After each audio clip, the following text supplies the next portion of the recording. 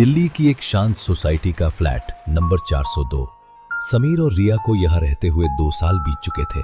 इन 2 सालों में इस घर का हर कोना उनकी खुशियों का गवाह रहा था।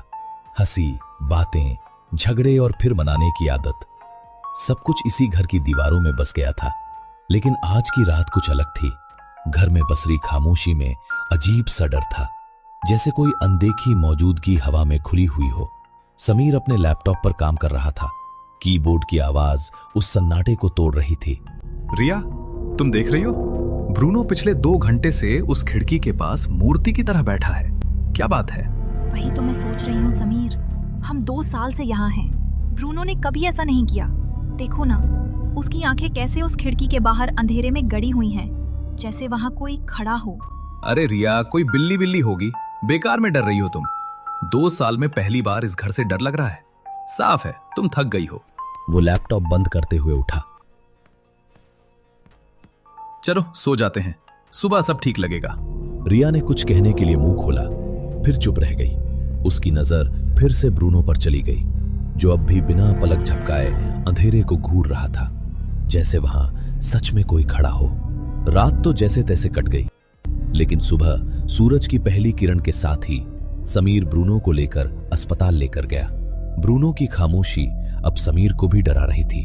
देखिए मिस्टर समीर, मैंने ब्रूनो का पूरा चेकअप कर लिया है। फिजिकल कोई बीमारी नहीं है, हार्ट रेट भी नॉर्मल है। लेकिन डॉक्टर, ये कल रात से बिल्कुल गुमसुम है। ऐसा तो पहले कभी नहीं हुआ। कभी कभी पालतू जानवरों में अचानक बिहेवियरल इशू आ जाते हैं। थोड़ा वक्त दीजिए, सब ठीक हो जाएगा। डॉक्टर की बातों ने समीर को थोड़ी सी तसल्ली तो दी, लेकिन वो तसल्ली घर पहुंचते ही धुएं की तरह उड़ गई।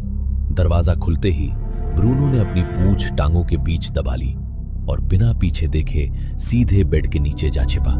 उस दोपहर के बाद से फ्लैट नंबर 402 की खामोशी और भी भारी हो गई थी, जैसे हर दीवार किसी अनहोनी का इंतजार कर रही हो।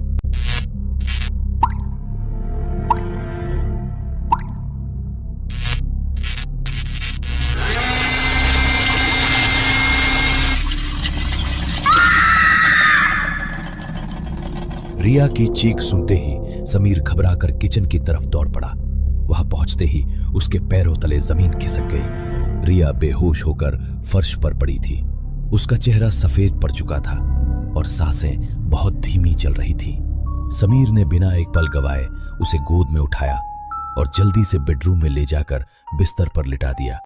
उसने पास रखा पानी का गिलास उठाया और उंगलियों से रिया के चेहरे पर हल्की हल्की बूंदें छिड़कने लगा।